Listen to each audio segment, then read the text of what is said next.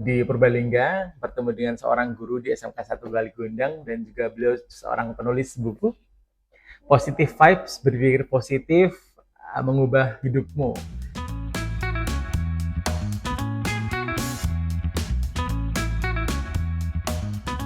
Buku ini sangat menginspirasi. Tentunya dalam sebuah karya fiksi pun akan jauh lebih menginspirasi.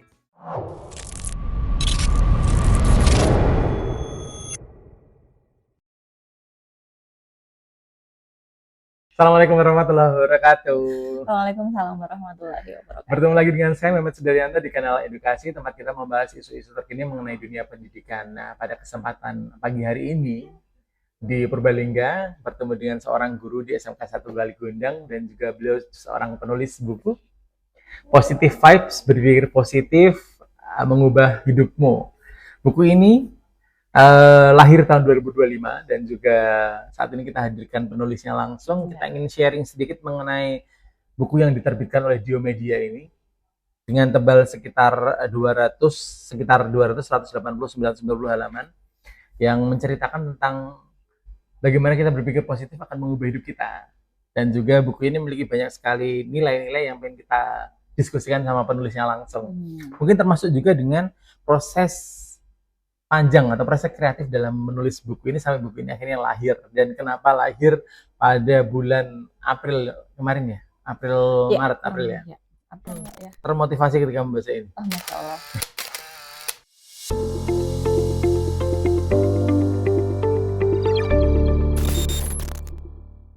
Selamat pagi Bu Ira Selamat Hamidah. pagi, Assalamualaikum Pak Memet. Waalaikumsalam. Sehat Bu? Alhamdulillah sehat selalu. Masih mengajar? Masih Menulis? Menulis insya Allah masih. Aktivitasnya tentu tidak sekadar membaca dan menulis, tapi beliau juga punya 2 putra yang ditulis di persembahan di halaman persembahan buku ini. Betul sekali, iya. Kayaknya motivator penulisan buku ini adalah 2 putranya yang hebat, dan juga tentu seluruh pembaca yang diharapkan nanti bisa terinspirasi dari buku-buku atau kalimat-kalimat yang dituliskan oleh Mbak Ira di sini. Iya. Mbak, kalau boleh kita diskusi mengenai buku ini. Ditulis selama setahun? Betul sekali, selama setahun. Meskipun ada pendingnya 3 bulan? Ada. Ide kreatifnya muncul dari mana sih, Mbak? Ide kreatif untuk menulis buku Positive Vibes itu sebenarnya melalui pengalaman pribadi, pengalaman diri. Karena ya mungkin yang namanya proses kehidupan ya, dulu saya itu ya seperti anak-anak yang lain kadang mengeluh, kadang berpikir ini gimana gitu ya, apalagi waktu kuliah ya jauh dari orang tua gitu ya, di Jogja, jauh dari orang tua sama teman-teman, isinya mengeluh terus ya, terus teman-teman tuh, Ira kamu jangan ngeluh terus, kenapa sih? ternyata teman-temanku tuh ketika mendengar keluhan saya itu nggak suka ya, ternyata mereka ini ya sedikit merepotkan ketika saya mengeluh gitu ya.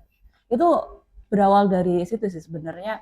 Kenapa sih kita harus berpikir positif? Kenapa saya harus ibaratnya ya harus dilempar ke UN, dilempar ke Jogja untuk kuliah di sana dan bertemu dengan teman-teman? Kenapa saya tidak jangan terlalu sering mengeluh? Kemudian seiring berjalannya waktu kan adalah kita ketemu dengan suatu peristiwa-peristiwa yang dimana merasa kesal, merasa ini kok kayak gini gitu. Tapi kembali lagi tadi kadang orang tua kan menyemangati ya, harus ya diambil hikmahnya gitu. Berarti selain didukung oleh ide dan juga lingkungan yang waktu studi di Jogja, didukung juga dengan lingkungan atau atmosfer yang positif dari lingkungan keluarga juga. Betul sekali. Iya. Akhirnya terbitlah buku ini. Iya. Selama setahun. Iya, selama setahun. Kuliahnya 2007, kenapa 2007-2008? Kenapa buku ini lahir 2025? Ya sebenarnya karena dulu kan belum terlalu pede untuk menerbitkan buku ya, dan itu masih mengalami proses pembelajaran juga ya ketika itu. Kemudian saya dulu itu juga punya mimpi Pak, jadi ketika nanti saya menjadi guru, saya ingin menjadi guru yang plus-plus gitu. Nah, apa tuh plus-plusnya? Salah satunya adalah? Salah satu plus-plusnya itu adalah menulis buku. Jadi kalau dulu kenapa belum menulis buku, sebenarnya dulu juga sudah berusaha, cuma mungkin belum percaya diri karena saya juga masih proses belajar di sana. sementara ya sampai sekarang ya masih proses belajar, hanya saja kenapa tidak dulu gitu ya. Karena kepercayaan diri mungkin itu ya yang belum hadir saat itu. Ya. Termotivasi ketika membaca ini. Oh, Masya Allah.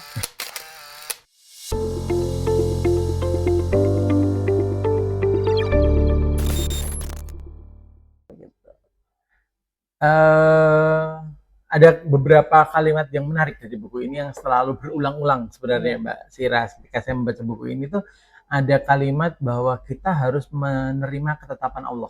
Iya. Sebenarnya arah tulisan dari buku ini tuh apakah ada arah positifnya ke arah religius atau seperti apa sih Mbak? Iya. Sebenarnya untuk arah religius itu tadi sudah saya ngobrol ini ya sama Pak Mehmet, itu ada nilai dakwahnya di situ ya. Jadi sebagai manusia saya ingin juga ada sedikit hal yang bermanfaat untuk bisa saya sampaikan ke orang melalui dakwah yang singkat ya, yang sedikit ini dari buku yang saya tulis itu. Kemudian apa tadi? Menerima ketetapan Allah. Menerima ketetapan Allah ya. Kadang orang itu gini ya, yang tadi saya sampaikan itu kenapa harus seperti ini, kenapa kok jadi sering mengeluh, itu seolah-olah kita itu tidak bersyukur terhadap ketetapan Allah, terhadap yang Allah sudah berikan kepada kita, sedangkan ya kita itu sebagai makhluk yang menjalani yang Allah itu sudah tetapkan kepada kita jalani dengan sebaik-baiknya, dengan syukur, dengan apa ya, dengan jalannya lah yang bagusnya di mana gitu. Apa yang harus ditempuh ya melalui positive vibes tersebut. Iya betul sekali, melalui positive vibes, berpikir positif terhadap Allah juga, karena yang terjadi kepada kita itu semuanya sudah atas izin Allah. Tapi jangan lantas mabuk-mabukan semuanya, itu berarti sudah ketetapan Allah ya, oh enggak gitu ya. Kayak gitu ya. Tetap jadi harus positif. Iya, tetap harus positif dan harus mengubah. Jadi kita mendekatkan diri dulu nih sama Allah, kemudian baru kita berpikir positif. Kita jarang mendekatkan diri sama Allah, tapi kemudian kita menyalahkan Allah, kan itu rasanya tidak adil sekali kan ya. Kita nggak pernah sholat misalnya, kita tidak pernah beribadah kepada Tuhan kita, lalu ketika ada ujian atau ketika ada musibah menimpa kita, kemudian kita menyalahkan Tuhan, itu rasanya tidak adil sekali ya. Iya, betul. Nah, ini buku ini juga ternyata membahas banyak penerimaan tersebut. Banyak sekali hal yang harus kita lakukan, termasuk membahas bagaimana kita mengucapkan tolong, terima kasih, maaf, dan lain sebagainya pun dibahas di buku ini. Berpikir secara positif mengubah hidupmu, positive vibes. Termotivasi ketika membaca ini. Oh, Masya Allah.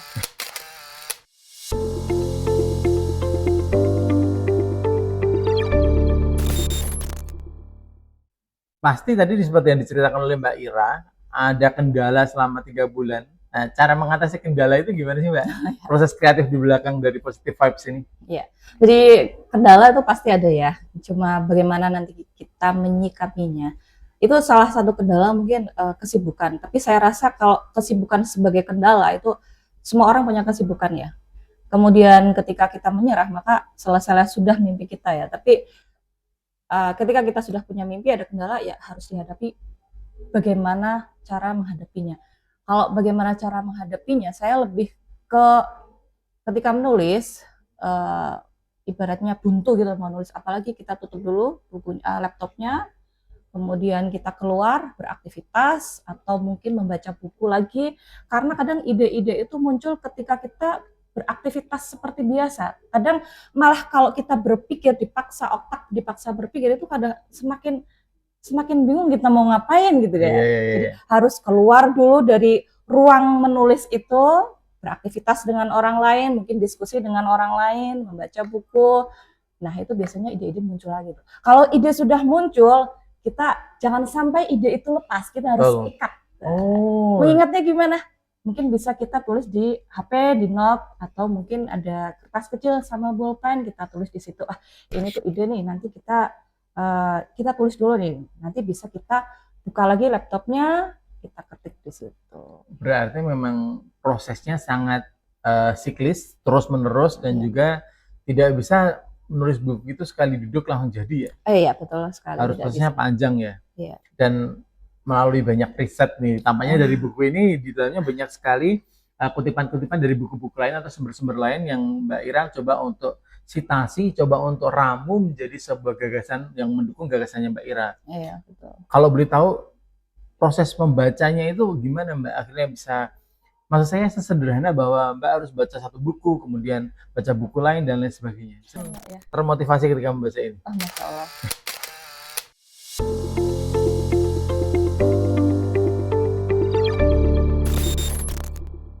Jadi pertama saya kan menulis kerangkanya dulu ya, kerangka menulisnya itu apa sih yang harus saya tulis dalam buku itu, apa yang ingin saya sampaikan ke pembaca dari buku itu. Kemudian dari kerangka itu saya kira-kira ini apa yang mau dibaca gitu.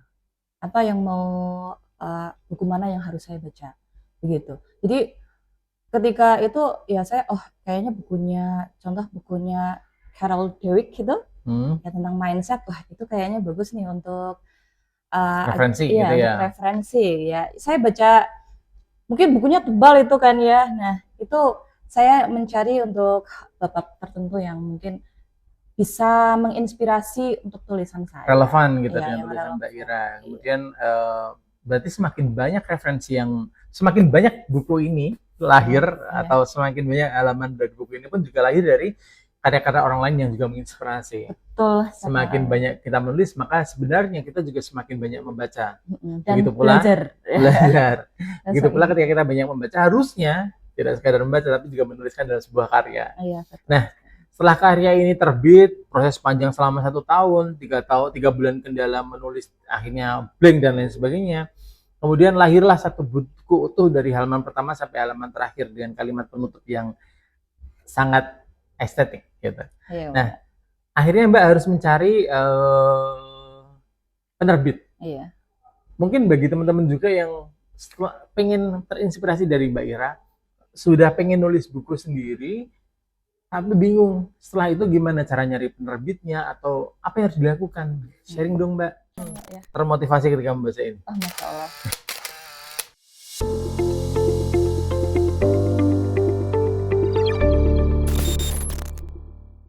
Iya, kebetulan ini mungkin seperti jodoh ya. Oh gitu, gimana tuh Mbak? Seperti jodoh ini. Diomedia ya Mbak ya? Iya. Diomedia itu di Solo? Di Solo. Oh iya. Solo Surakarta ya? Iya benar. Ini kalau Diomedia, saya ketemu dengan Diomedia itu mungkin seperti jodoh ya, yang tidak disengaja tapi klik gitu ya. Oh iya. Jadi karena tadi saya sampaikan bahwa saya itu ingin menulis, saya ingin menjadi guru yang plus gitu ya. Iya. Itu kan sebuah mimpi yang saya ucapkan, kemudian seperti ada magnet yang dari apa yang saya sampaikan itu sehingga datang ke saya. Itu sebuah resolusi saya di tahun 2024 yang saya tuliskan di tahun 2023 bahwa sepertinya tahun depan saya mau mencoba untuk menulis buku. Itu resolusi itu harus ditulis dengan penuh keyakinan ya, karena kalau masih ngambang itu juga jadi nggak jadi. Iya. Gaya magnet yang menarik, alam semesta kan menarik apa yang kita ucapkan ya. Iya betul. Kalau kita berpikir positif, kita berkata positif, maka alam itu akan menarik energi positif juga ke kita gitu. Betul. Nah, itu kan resolusi tahun 2023 yang saya tuliskan di buku catatan saya. Mengapa saya ingin menulis itu juga tadi waktu kuliah itu saya sudah mencoba untuk berproses menulis, dulu nulisnya cerpen ya. Kemudian di tahun 2024 ini saya secara nggak sengaja saya tuh nemu iklan di HP saya. Itu kenapa HP sekarang itu bisa ngintip ya Pak? Algoritma itu. Iya, itu sedikit amazing gitu ya. Jadi ketika saya buka HP, ada penerbit yang itu butuh naskah gitu ya. Nah, di situ saya mencoba menghubungi penerbit, kemudian penerbit minta kerangka menulis saya dulu terlebih dulu itu. Kerangka tulisannya dulu. Kerangka tulisannya, buku apa yang mau saya tulis di situ. Lalu saya kirimkan ke Diomedia. Berarti ketemu Mas Ngadio langsung berarti ya? Tidak, itu masih di HP sales saja. Berarti masih sales. Ya, masih online saja. Itu kemudian di situ ya alhamdulillahnya waktu itu sempat ada revisi juga dari Kak Dio, dari penerbit Diomedia itu ada revisi di situ. Ya sempat saya revisi juga, saya sudah sampaikan ke penerbit, Kak Dio sudah saya revisi. Oh baik Kak Ira, nanti saya baca dulu gitu. Jadi sempat ada revisi juga ya, jangan kira langsung diterima gitu. Oh, ya ya ya. Sempat ada revisi juga dan saya mencoba melalui itu. Jadi ya alhamdulillahnya kemudian diterima sama Diomedia dan diterbitkan gitu. Panjang ya berarti ya. Ya, panjang. Akhirnya kalau boleh tahu satu kali terbitan pertama berapa eksemplar? Ini masih 100 eksemplar. Wah. Kemarin kalau sampai sekarang terjual berapa saya belum tahu, tapi ya targetnya untuk 1 tahun ini paling nggak 500 eksemplar sampai lah ya. Ya. Jadi kemarin sudah MOU dengan Diomedia juga. Nanti kalau lebih dari 100 eksemplar kita akan ubah MOU-nya juga. Oh, Jadi, begitu. ya doakan saja ya. Amin. Semoga bisa. Itu target juga ya. Tapi teman-teman yang perlu teman-teman tahu bahwa menulis itu tidak mudah ya. Ada proses panjang di dalamnya dan juga seperti yang diceritakan Mbak Ira tadi bahwa ada kendala selama 3 bulan tidak vakum dan lain sebagainya, dan itu bukan perkara mudah, butuh niat yang sangat besar untuk membangkitkan kembali. Dan juga tadi seperti yang disampaikan juga bahwa kita butuh kerangka sebelum semuanya dimulai, dan kerangka itu adalah garis besar buku ini akhirnya jadi terbit.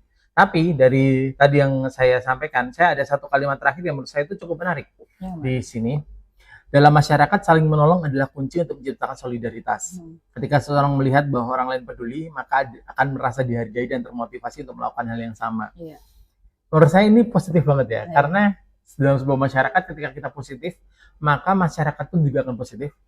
Tapi ketika kita negatif, seakan-akan semuanya jadi ikut negatif seperti itu. Karena semuanya bergantung pada mindset. Ya, betul. Nah, Mbak Ira berarti dalam menyikapi dalam kehidupan sehari-hari menggunakan ini sebagai pungkasan untuk tulisannya Mbak Ira dalam menumbuhkan solidaritas ini tentu ada manfaatnya. Tujuannya selain dakwah tadi, apa sih Mbak goals utama dari buku ini sebenarnya? Termotivasi ketika membaca ini. Oh, Masya Allah.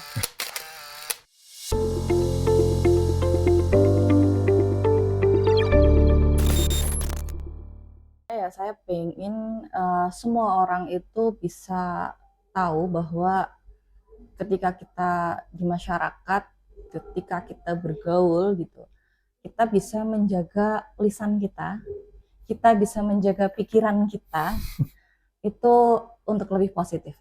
Jadi kita bisa menyaring lisan kita, bisa menyaring pikiran kita. Kalau misalnya nih kita berpikir negatif nih, tidak bisa dipungkiri kan, pasti ya setiap manusia ataupun saya pribadi pasti pernah nih berpikir negatif. Tapi harus bisa segera disaring agar orang pun yang mendengar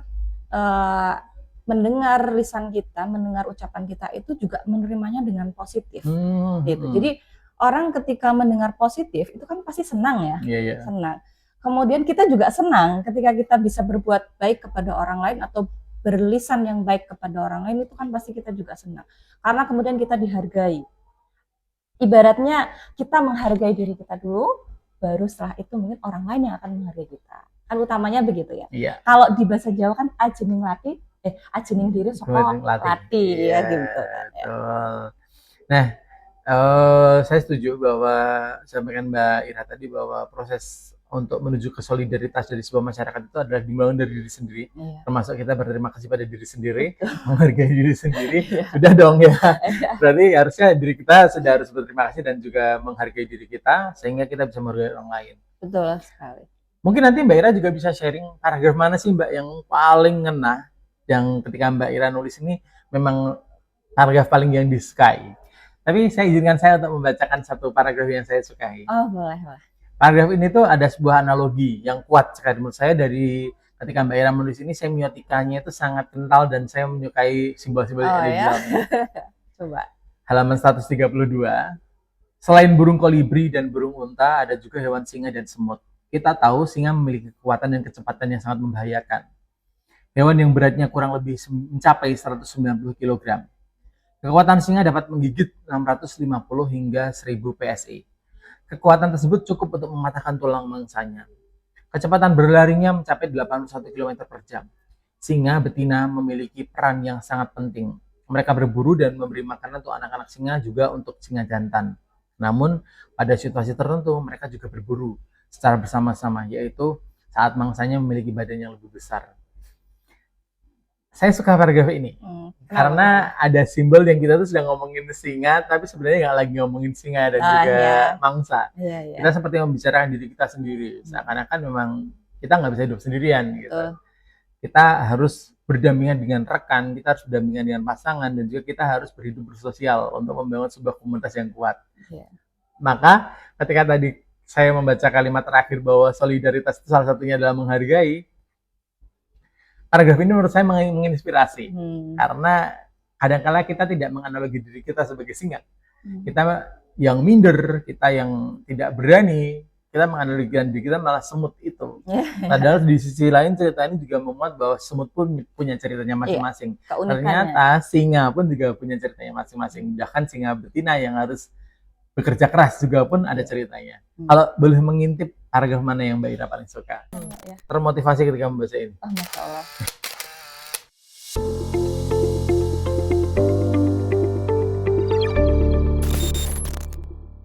Dibacakan dong, Mbak. Oh ya boleh. Saya itu suka yang bahwa berpikir positif itu, sebentar ya, ini halaman berapa ya?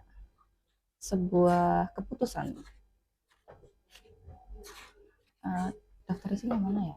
Jadi menulis bukan sebuah proses yang instan ya teman-teman ya. Menulis itu butuh proses yang panjang. Bahkan Bu Ira di sela-sela kegiatannya mengajar atau menjadi kepala perpustakaan di sebuah sekolah, itu juga harus meluangkan waktunya untuk menulis. Ketika menulis, kita akan dituntut untuk berpikir. Nah, disitulah proses otak kita berkembang. Nah, untuk menulis kita harus meluangkan waktu khusus untuk menulis sehingga tulisan kita bisa bermakna, juga bisa bermanfaat bagi orang lain. Seperti yang Mbak Ira sampaikan tadi, manfaat utama dari buku ini adalah sebagai sarana untuk dakwah kepada orang lain, kepada dirinya sendiri bahkan, dan juga kepada lingkungan yang terdekat. Sebenarnya butuh proses panjang untuk menulis itu harus dilalui bersama dengan kegiatan membaca sehingga tulisan kita lebih bermakna. Nah, seperti yang diceritakan tadi, tidak hanya berhenti di sebuah ide kreatif, tapi kita pun harus menentukan di mana penerbit yang baik, proses yang panjang, dan juga mencari ide dan gagasan sehingga tulisan kita bisa didukung dengan ide-ide yang segar. Oh ini, boleh saya bacakan? Boleh, ditunggu nih. Jadi ini saya suka paragraf ini ya.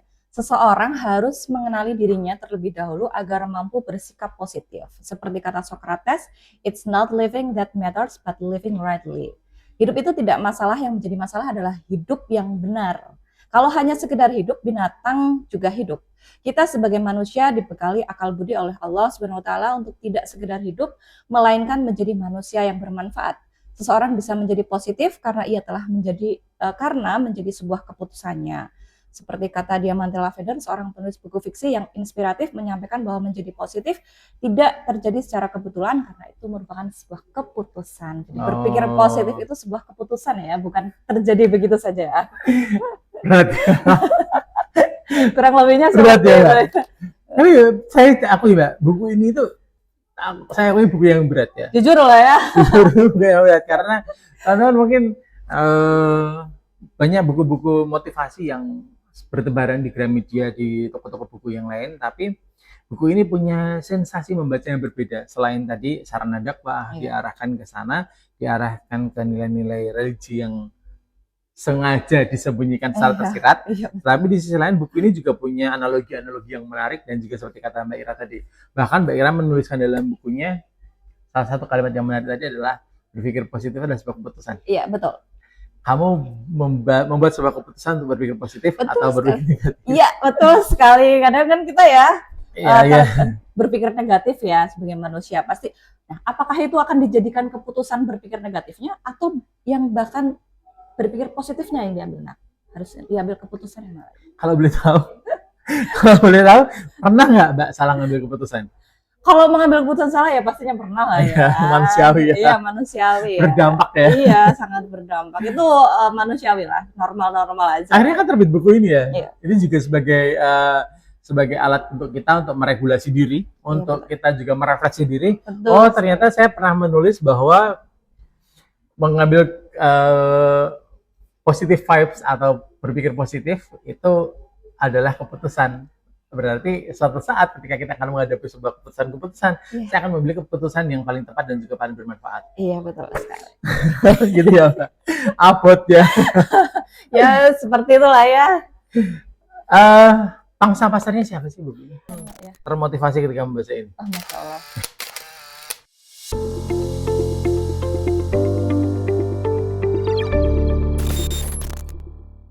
Iya, sebenarnya ini pangsa pasarnya mungkin cocok untuk siswa atau mahasiswa, dan mungkin lebih umum itu yang memang membutuhkan motivasi atau semangat ya. Ya, betul, betul, Iya. betul. Termasuk kami ya. Iya. Saya bukan mahasiswa, tapi kayaknya butuh semangat nih. Setelah baca buku ini Iya. lebih bersemangat lagi Iya. ya. Jadi siapa saja bisa membaca sebenarnya Betul. ya, karena ini buku pengembangan diri. Ya, pengembangan diri. Terutama banyak sekali kasus-kasus yang sekarang sedang marak ya, terkait dengan anak-anak generasi muda sekarang yang mulai tidak percaya dengan dirinya sendiri, Oh iya, betul. mulai insecure dan lain sebagainya. Mungkin buku ini bisa menginspirasi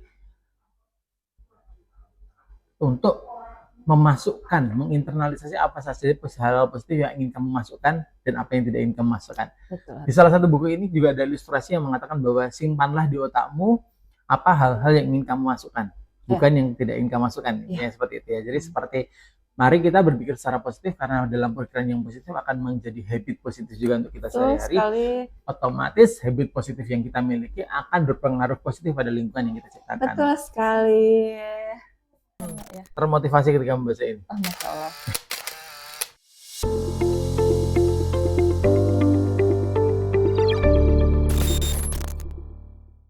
Kalau semua mau order buku ini bisa order di mana? Ordernya Ada di Shopee, Tokopedia? Ada di Shopee. Kemarin saya buka di Tokamas, itu juga ada. Oke, nanti akan ada di link di kolom deskripsi. Nanti bisa dicek, teman-teman yang tertarik terhadap buku ini bisa langsung check out saja. Bukunya murah tapi nggak murahan. Murah sekali ya. Pas buku promosi. Murah tapi nggak murahan, karena saya pun juga sudah membacanya, dan ini juga bisa jadi karya tugas akhir atau bisa dianalisis skripsi dan lain sebagainya. Nanti bisa bertemu langsung dengan narasumbernya sebagai validator. Mbak Ira, next menulis buku apa lagi? Untuk kedepannya saya masih ingin menulis buku pengembangan diri. Tapi mungkin sudah ada gambaran? Gambaran masih saya simpan lah ya. Bocoran sedikit nih. Kemarin saya lagi mencoba untuk membuat kerangka bukunya tentang nilai sabar, tapi itu nanti dulu lah ya. Saya juga sabar. Karena belum sabar. Karena belum sabar. Masih belajar sabar. Karena saya juga orangnya kadang sok gerasa-gerusu ya, jadi mungkin ketika menulis sabar itu menjadi pembelajaran tersendiri juga buat saya.